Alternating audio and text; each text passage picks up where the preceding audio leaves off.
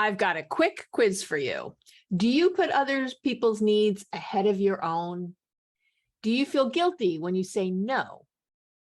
Are you not saying what you really need and feel because you don't want to upset someone else? Or do you often feel resentful, frustrated, unappreciated, or just emotionally drained in your relationships? If you answered yes to any of these questions, today's episode is totally for you. Today, you'll learn the difference between people pleasing and just being nice or supportive, why you people please, and my top tips to stop people pleasing once and for all. So stay tuned. Hi, you're here. Welcome back. I'm very happy you're back. I'm happy to be back. Love recording the podcast, as you know.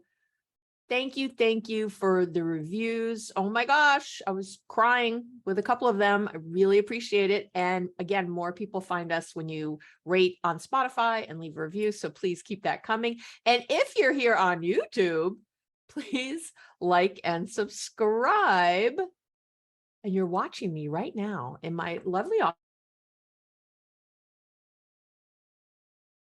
I noticed on my forehead earlier. What is that about? I just had another birthday. I'm in my late 50s, for God's sakes. Like, I don't understand still having pimples. But anyway, is it keeping me young? I don't think so.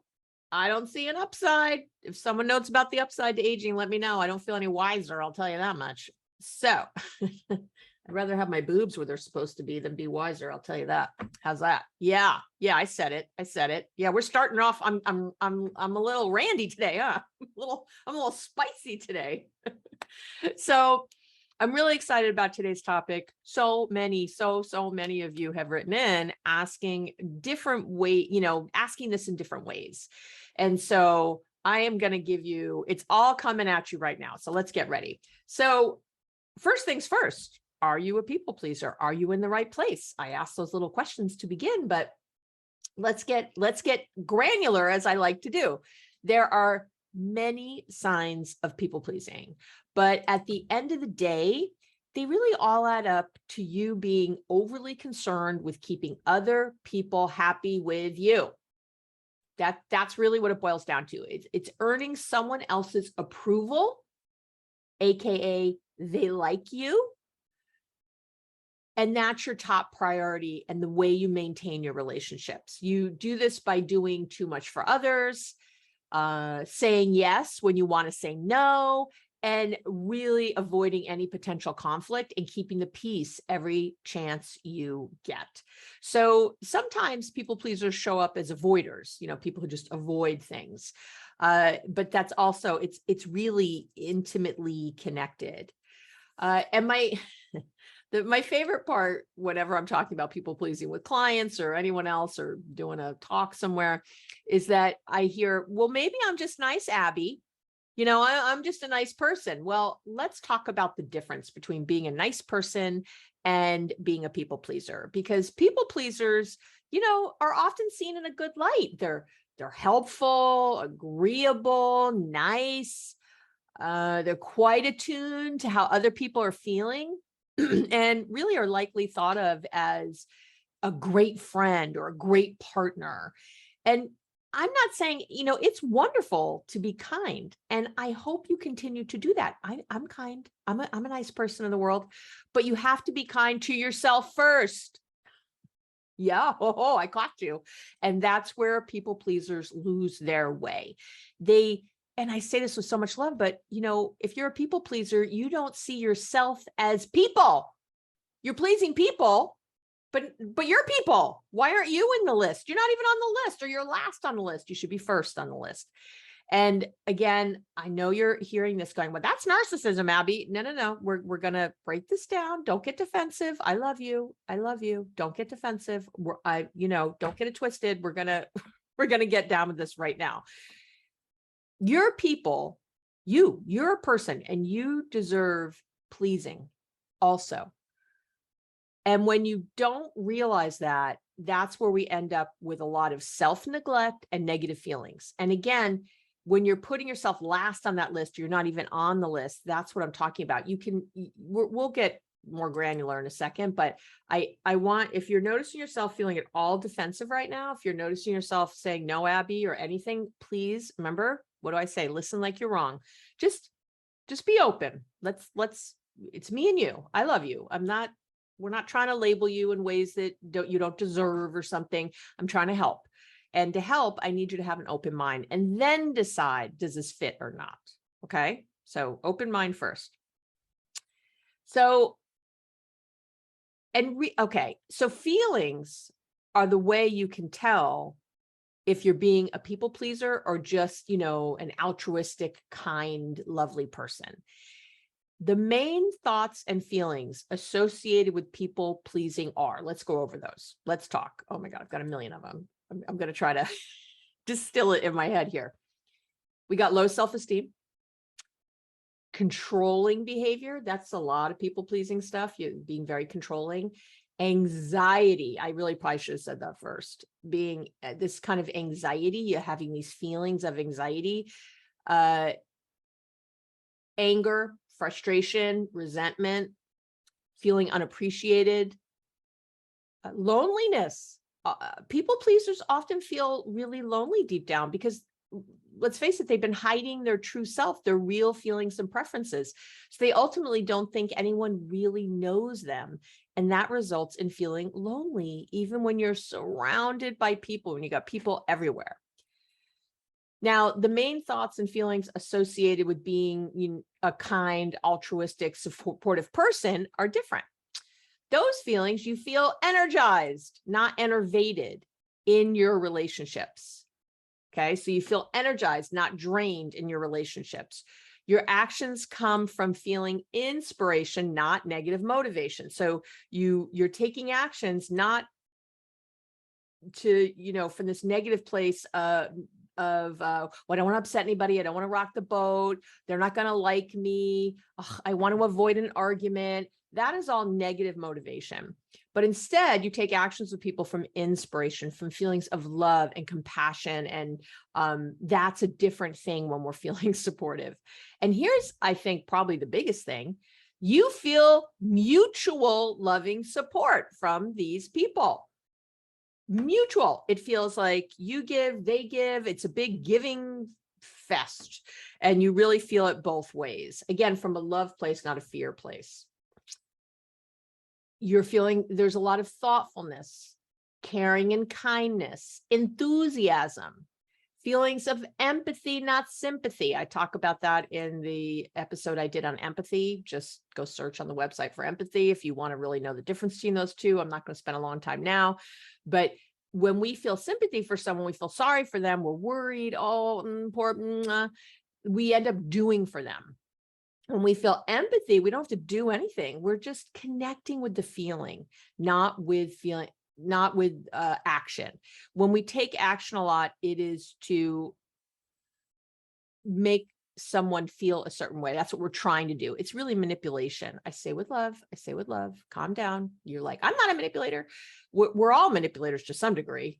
And there's a healthy space on that continuum, and there's very unhealthy spaces. So empathy is great. Sympathy, not so much. Again, unless someone just died, that's a great time to have sympathy and go into action mode and, do for other people. If I have a best friend who ends up in the hospital, or I have someone I know whose parent died or something. Yeah. Like there's a lot of sympathy there. So you want to get into action and do things. That's very different. And that should be rare.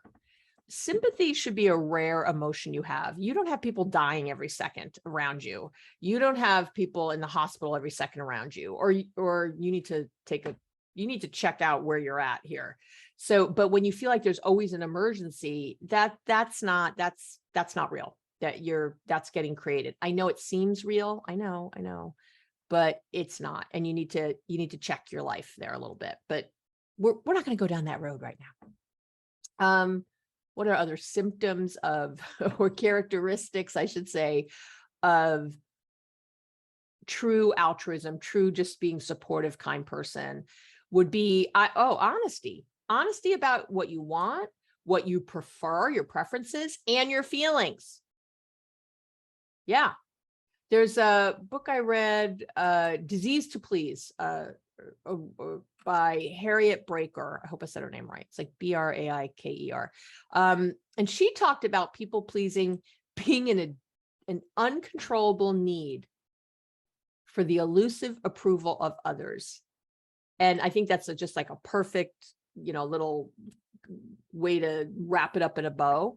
And she compared it to an addiction. I think I would almost go there, so people pleasing is really a thing. And I also talked about people pleasing, that it might be a trauma response. And I will link to that in the show notes. And I have to write that down right now because I'm going to forget. I'm writing. I'll link to that for sure on the show notes page, which is, whenever I say show notes, I'm talking about when you come to my website, you click on a podcast and you go down, there's a page there for every episode of the podcast. And in that, I have all the links and things. I also, under relationship tips and tools, write up an entire article about this, whatever I'm talking about. Like today, I'll take all these notes and I'll put it into an actual, like a blog post with all the links on the podcast show notes page.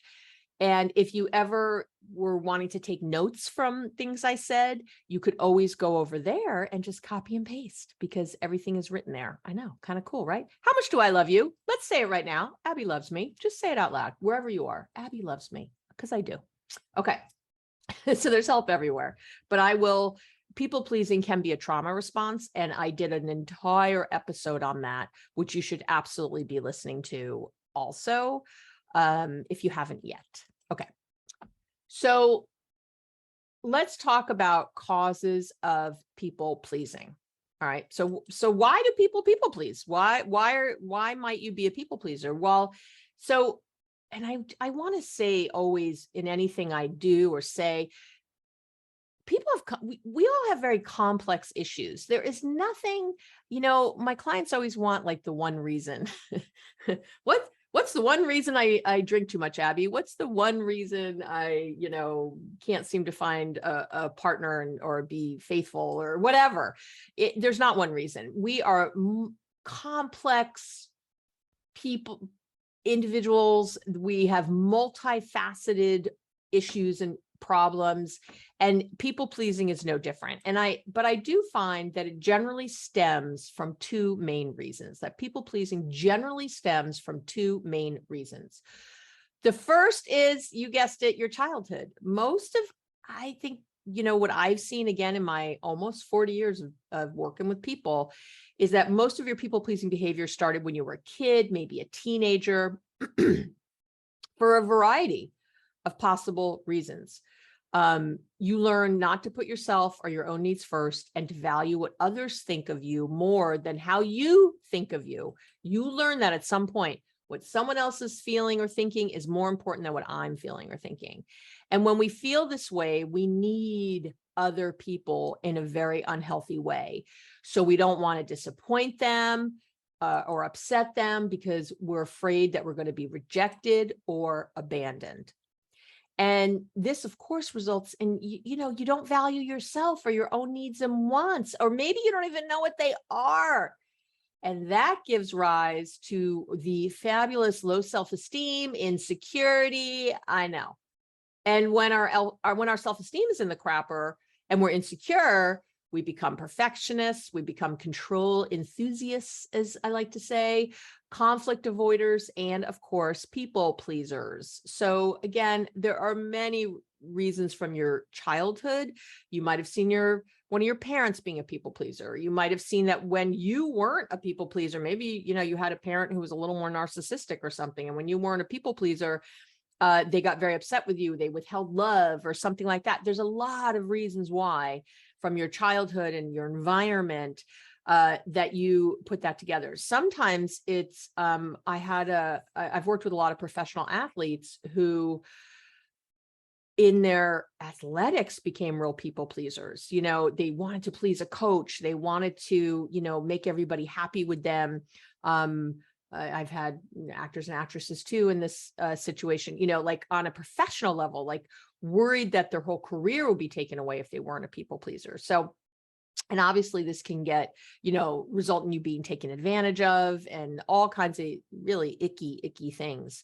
So childhood, teenagehood, young adulthood, maybe all can be part of why you're a people pleaser. The second big reason, and I'm going to take a sip of tea so we can really get into it. Hold on. Why don't you take a sip too? Do you have some water there? Have a little sip of water.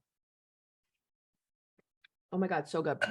Earl Grey. That's what I like. I like a little Earl Grey with milk and sugar. I'm old school. I think I'm British, apparently. I'm not, but to all my Brits out there, that's how I drink it. Okay, that's enough about my tea. I hope you've had some water. All right, let's get to reason number 2.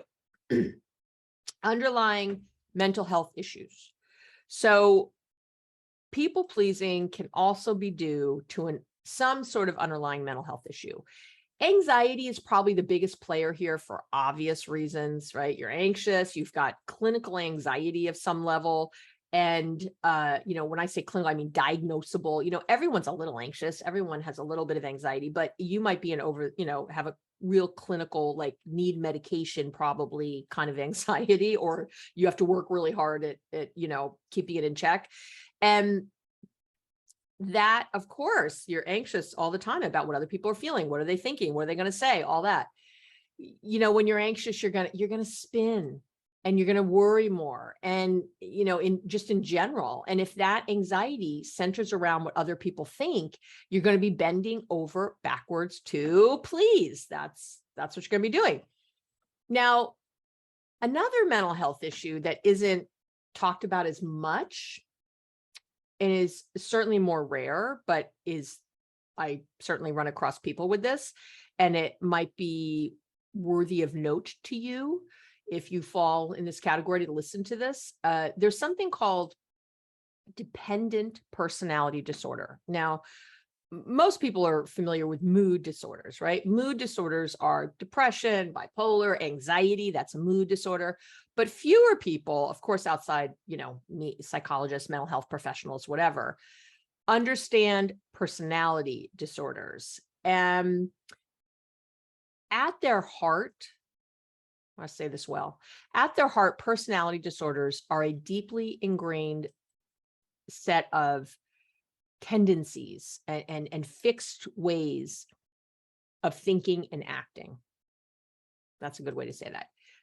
They're a combination of many underlying personality traits, some of which were inherited at birth and then formed by the environment, right? That kind of makes sense, right? So you come into the world a certain way, you have some things, and then your environment, and all, again, we're so complex and multifaceted, all that kind of comes together and, creates that perfect storm of you. And while mood disorders can be treated with medications because we're talking about something malfunctioning in the brain in a specific way around neurotransmitters, often personality disorders cannot be treated with medications. And that's one of the big differences between them. And I'll tell you that as mental health professionals, we sometimes talk to our clients about personality disorders, and sometimes we don't. Sometimes we don't diagnose to them for a variety of reasons. Actually, I'm not going to even go down that road right now, but we just sort of know, and we're kind of looking at that, and we're adjusting our treatment around that. So there are about 10 personality disorders, and they fall into 3 what we call clusters.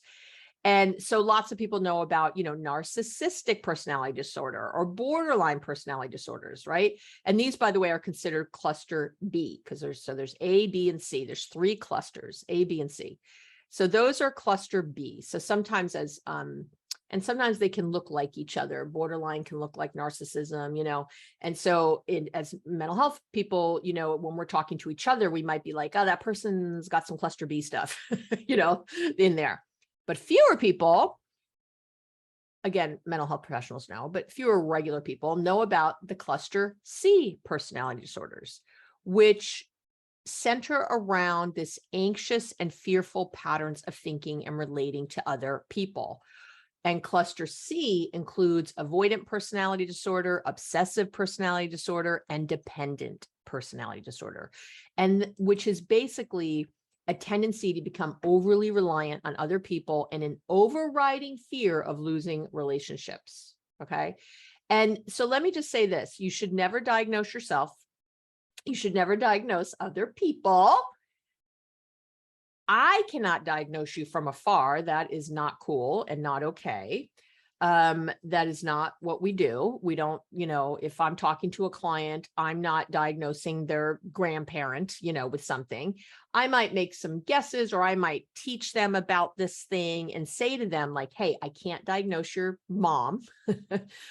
And I can say that they're having some of this stuff. So let's talk about them from this perspective, maybe a little bit, and obviously this is only after I've really known someone a long time and they've been talking about maybe their mom for a long time, or their dad or their brother, their friend or their partner for a while.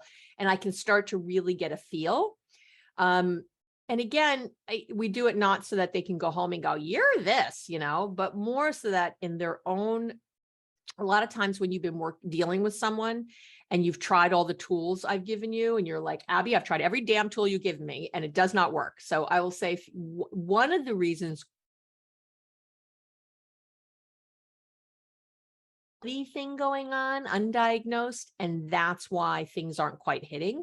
So for example, a lot of what I talk about, if someone was truly had narcissistic personality disorder, many of the tools I give you, they're not going to work for that person, which is why I did separate podcast episodes on gaslighting and narcissistic personality disorder, because those are separate things and separate ways to deal. But I also know that people tend to misdiagnose others quite a bit, lay people. I know it seems like you could look up a list of symptoms and diagnose other people, but we have something that we call differential diagnosis, meaning that a lot of diagnoses look the same, and medical doctors have the same issue. When you're looking at something, it could be a lot of things. That's why people get misdiagnosed medically also all the time. It's hard to feather out. So for example, if I have a client who's, telling me all these symptoms that they have and all these things they have, but they're swearing that they don't drink, I could be diagnosing something, right? I could be thinking that they have some, severe depression, right? And they might. But if I find out that they're also drinking to black out daily, well, guess what, people? That changes the diagnosis. That changes what we're treating. That changes how we're treating. That changes how we approach a situation. So please, please do not use Google as your ways to diagnose. Don't use me as your ways to diagnose. It is not your job unless you are a mental health professional. Then you're allowed to do that a little bit. Although I would even say in your personal relationships, have some care. So please, listen to what I'm saying. It's not as easy as it seems to just look at a list of symptoms and go, that person's a narcissist. That person has, dependent personality disorder. Or right now to be sitting here going, oh my God, I have dependent personality disorder. If you really think that, I would really, really encourage you strongly to start working with a mental health professional in some capacity so that you could have a real diagnosis, have them diagnose you. Just like if you, had a big pain in your side, yeah, it's okay to Google for a minute and see what the pain could be. But if it continues, guess what? You should go to a regular medical doctor and have it diagnosed. It's no different with mental health. I know we tend to poo-poo mental health and it's not a big deal and it's a soft science and all that kind of bullshit. And it's bullshit. It is not a soft science. It's a very hard science these days. And just like the same thing with medical doctors, not everything is very cut and dry. You might think of that as a hard science, but guess what? They do a lot of guessing. Guess what? Probably 50% of the medications you take are used off label, meaning that what they were created for is not what they're used for. That happens all the time. So I'm just saying, like, we all have that. Ooh, did I get on a soapbox or what? I have feelings. I have feelings about this, and that's okay. I feel good about it. Okay. So I do want to say, so as much as all the diagnoses can happen and looking at your childhood and all that, I want you to look forward, not back. When I work with clients, there's often this kind of unrelenting quest to figure out why they are the way they are. Where did this come from, Abby? Why do I act this way? And while it's absolutely positively useful to take a peek back to your past, and I do I do a history with every client I work with. Of course, it is very valuable to look at your past to better understand why you do what you do. I have also found that spending too much time looking backwards and trying to figure out your why means you're not dealing with your now. I think people use it to avoid, your past is obviously important. And again, something I discuss often on the podcast. I talk about your childhood friggin' ad nauseum, right? But I find again that many people use it as a stalling tactic. They keep trying to figure out their past because they think there's some magic bullet. There's some perfect reason they are the way they are. And if I just figure that out, I can more easily change my present. And that's it. And I will tell you that in my over 3 decades, almost 4 decades now of doing this work, I can tell you that there's no one reason you are the way you are. There is no magic bullet. There's no final aha moment that makes everything clear and easy. Okay. It's not there. So yeah, take some time to get real about your past, but then I would encourage you to spend less time in the past and more time understanding yourself now and figuring out what you need to do in the present to make changes. And this is the same if you are in a part, if you're in a romantic relationship with someone, or actually any kind of relationship with someone, and you're really focused on the past and you did this thing and I'm upset about this thing. At some point, it's just about how they act towards you now. What is consistent now? And that is where I want you to focus on, right? Okay. So look at me. I got feelings again. That's right. I'm passionate today. I told you I was saucy. Coming in, and I am. So this is, a nice natural segue into some tips for changing people-pleasing behavior, right? Aren't we there? I think we're there. We're here. So let's get to it. So these are my top tips to stop people-pleasing behavior. I have a few. You know me, I have a few. I think there's 5, maybe 4 or 5, something like that. Tip number one, you got to have clear and consistent boundaries. Setting boundaries, holding them, that's the key to true emotional closeness and intimacy. When you don't set or keep a boundary, you end up feeling all those fear-based emotions, resentment, helplessness, hopelessness, rage, frustration, exhaustion. Yeah, it's all from your shitty boundaries. You can't build a healthy relationship on those feelings. I know. Also, when you don't hold a boundary, you're being fake. I say with love. You're not showing the other person the true you. When you don't say what you really need, when you really feel, you're not speaking your truth, and you end up feeling disconnected. Of course you do, and isolated. How is this helping any of your relationships? By not saying what you really want or how you truly feel, you're actually disconnecting from yourself and from everybody around you.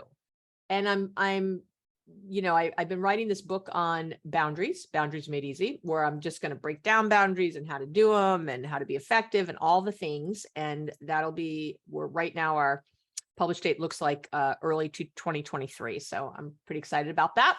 It's been time for a while for me to have a new book out. And so that'll be available later. And I'm also planning to start, a membership site in 2023, where I'm going to walk you through the steps I outlined in that book. Likely that book will be free if you join, but there'll be more about the membership later, but I'm really excited about that. Maybe I'll talk more about that next week in the podcast. But so I'm going to have a membership called Love Made Easy. I'm going to hope you join me there. And you're going to get more of me personally in there. Okay. But in the meantime, I've got some excellent podcast episodes to learn more specifics on boundaries. So I'm not going to go into that here. Episode 30, boundaries, how to make them and how to hold them. Episode 164, how to overcome guilt and regret when setting boundaries. Loving detachment. I did one on that. I mean, I got me some boundaries. Okay. So it's already out there a bit. So if you need to go back and look at those, and again, I'll always link to them on the show notes page. All right. Tip number 2, say I don't instead of I can't. Okay. Did I say that right? Yes. Say I don't instead of I can't. Studies have shown that saying I don't instead of I can't will help you keep your boundaries with more ease and less struggle. I know, isn't that great? We have research on it. And obviously I always link to the research on the show notes page if you want that, or in the blog post under the relationship tips and tools. So when you tell someone, and let me just explain this a minute here. When you tell someone you can't do something, they generally push back. And then you start listing the reasons why you can't, and then they push back harder. It makes it really tough to keep your boundaries this way. You're doing this the hardest way. So for example, let's say, let me think of a good one here. Let's say your mom asks you to come by on Sunday for dinner. Okay. But you really don't want to.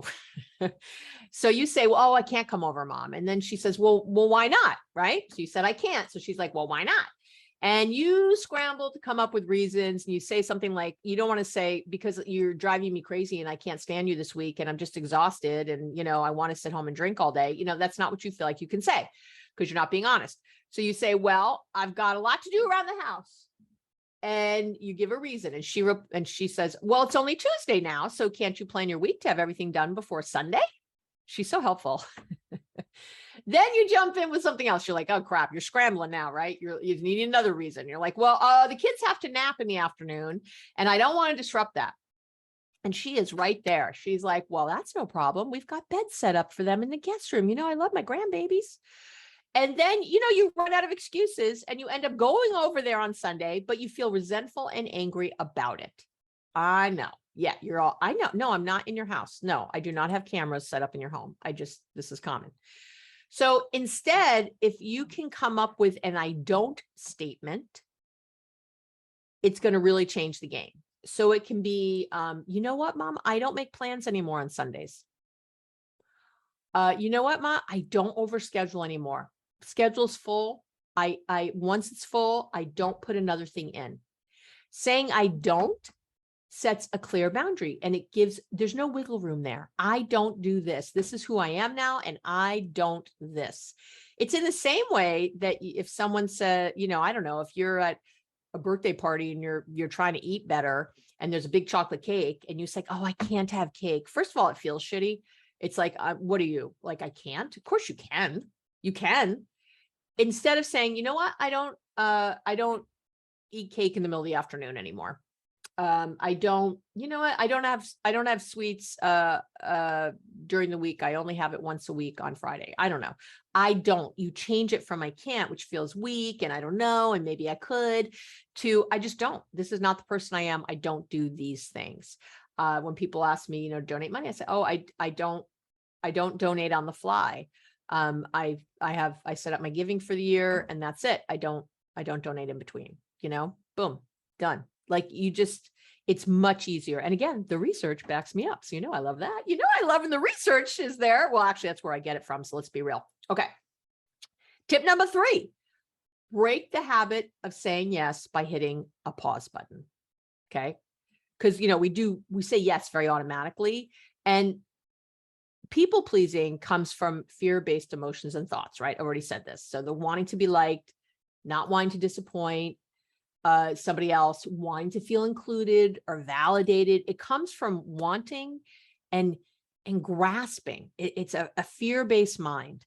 So the answer to this issue is to pause and check in with yourself often. You do not need to give an immediate answer to a request. You don't have to do it. In fact, you might want to make it your default to always say, let me get back to you, or I'll let you know tomorrow or on Monday or next week. There was a study a few years ago at Columbia University that would show that pausing for just 50 to 100 milliseconds is enough to help you make better decisions. I like that. I know. That incredibly short pause is enough to help your brain focus on what's being asked and stop that automatic yes. So when your friend asks you to lunch on Saturday, say you'll get back to them. Then check in with yourself about having that lunch. Ask yourself, how am I feeling about that right now? What else do I have going on Saturday? Maybe you're going to have a big day. Maybe at that point, you'll remember that Friday, you're going to be crazy at work, finishing up this huge whatever. And that Saturday, you're just going to want to curl up on the couch and do nothing. What thoughts are you having about why you want to go to lunch? Is this a good friend? Is this just an acquaintance? Is this somebody you're trying to please? Is this someone you don't want mad at you? Do you feel energized and excited about having lunch with this friend? Or do you feel, again, enervated or drained thinking about listening to this friend complain about her partner for 2 hours? Do you see where I'm going here? Are you cluing in? And I know you're going, oh, but that's a good friend, Abby. I have to do it. You have to listen. No, you don't. You don't have to listen to anybody bitch and moan for 2 hours. I'll tell you that right now. And if it's going to drain you and make you resentful, that's you not being a good friend. You're not being honest. And so you might, again, boundaries, back to tip number 1, you might have the lunch because you do love this person, you want to be there, but you might say something first, like, okay, I say this, I know you're going through a lot in your relationship. I don't want to spend the whole lunch on that. I want us to talk about other things. I want you to feel inspired when you leave and not, it's not helping your friend to just bitch and moan for 2 hours. They're going to feel like crap when they leave. That's how we all feel when it's all we've ever done. And you can say, I want to really listen. Like, let's just set a timer, like 15 minutes, go. Get it all out. And then after that, let's problem solve and let's talk about other things besides this relationship or whatever. And if we get slid back into that, I'll check you and, I'll keep you really feeling good. I want us to both leave lunch feeling energized, like from our friendship and from being there for each other. There's a whole other way to do this. In general, when you stop to check in with yourself, I want you to notice, again, if you feel uplifted, energized, interested, enthusiastic by whatever's being asked or said, or do you feel drained and annoyed? That's where I want you to be. And what did I say earlier? When you're people pleasing, you won't feel good about it. You'll feel emotionally or physically drained or anxious or overwhelmed or resentful or stressed or annoyed or frustrated or even depressed, helpless, hopeless. Do you see where I'm going? Yeah. So your feelings are such a great way to be checking in. When it's something you generally want to do, you feel lit up in some way. Again, you're happy, excited, enthusiastic, peaceful, positively anticipatory. Your feelings are your best indication if this is people pleasing or healthy. That's your best way to know. All right. Tip number 4 to stop people pleasing is to work on your friggin' self-esteem. People pleasing is all about relying on validation from other people. It's about feeling good only when someone else feels good about us. And this all adds up to your confidence and self-esteem being in someone else's hands or in some external situation or event. And to be happy and stop people pleasing, you need to rely on internal validation, not external. You want to work on things that make you feel good about yourself. If you feel good, you don't need others to make you feel good. You're already there. You're already on top of the mountain. One of my personal gurus, Dr. Maxwell Maltz, and it's who I named my son after, he wrote a book called Psycho-Cybernetics, which changed my life. That was one of the first books I read that changed my life. Anyway, and he said, and I'll link to it in the show notes, don't panic. Okay. There's a great quote he has. He said, low self-esteem is like driving through life with your handbrake on in your car. Yeah. Such a good line. So, and I don't even know if we have handbrakes anymore now that I think about it. This book was written, I think, in the 50s. So, we used to have handbrakes in cars. Do we have those anymore? Because I know my car, it's on the floor now. So anyway, that's kind of funny. It's dating itself. If you have a handbrake, raise your hand. All right. But you get the idea, right? Self-esteem and self-confidence they're really connected, because when you like who you are, your self-esteem goes up and this makes you more confident. When you're confident in different parts of your life, you improve your overall self-esteem. I'm sure that makes sense. And since they feed one another, you really want to work on both at the same time. So basically, the more you can change your negative self-talk and the more you focus on areas where you're confident and believe in yourself, the higher both your self-confidence and self-esteem are going to be, right? And what have I done? Did I devote an entire episode to this already? Episode number 82, 8 ways to build your confidence and self-esteem. with wonderful tips to help you build your self-esteem so you can get better at stopping people pleasing. Yeah, I did. Yeah, Abby loves you. Who loves me? Abby loves me. Let's all say it together. Abby loves me. So give a listen. Go listen to that one if you want to work on self-esteem. And obviously there's a million books out there too, but go do that. I read all the books, I think, so you don't have to read all the books. And then I sort of give them to you in this, kind of distilled manner. So, but it's up to you. Read the book, don't do your thing. And those are my tips. I think that's enough tips. Isn't that a lot of good tips? I think you had a lot of good tips. So we're going to end there. That is it for this week. If you haven't checked out my book yet, it's definitely time. Be Happily Married, even if your partner won't do a thing. Amazon #1 bestseller. Yes, for a reason. No, I'm really proud of that book. And if you're looking for something free to change your life, download my free meditation starter kit or the free mindfulness starter kit. There's lots of good things here. So, and let me know your thoughts. I would love to hear them about my membership coming in early 2023. What would you like to see in there? I would love to hear. Abby@abbymedcalf.com, or go to the Let's Connect page on my website. Let me know what would thrill you to have in a membership. Like why would you join? Because I'm doing it for you. So what would be the things that you would love to have in there? Okay, that's it. We're done. You did it. We've got another episode. I love you. I'm feeling that right now. I adore you. I have faith in you. If this has been a struggle for you for a while, the people pleasing, it was definitely in my life. And I have made major, major shifts in that. And again, I do things that work for my clients and that come from the research. That I'm not some perfect person who, Abby's just the best. I'm not. First of all, I still people please sometimes. We all do. It's not like you get somewhere and you're suddenly like above it all. It doesn't work that way. But I'm way different than I used to be. And hence I feel much better than I used to feel. And again, I take what works and then I apply it to my life. And that's why I can give personal examples of things, but I do not base anything I tell you on what works just for me and in some little bubble. It's always after I've read the research, worked with clients on it over a long period of time and really distilled down what really, really works. And then I go, hey, let me apply this in my own life. And I do. Or during that process, I'm applying things to me too. And I'm seeing what works and what doesn't. And I'm really putting that together with what works for clients. And I have clients from all over the world. It's so all different ethnicities, races, all the things.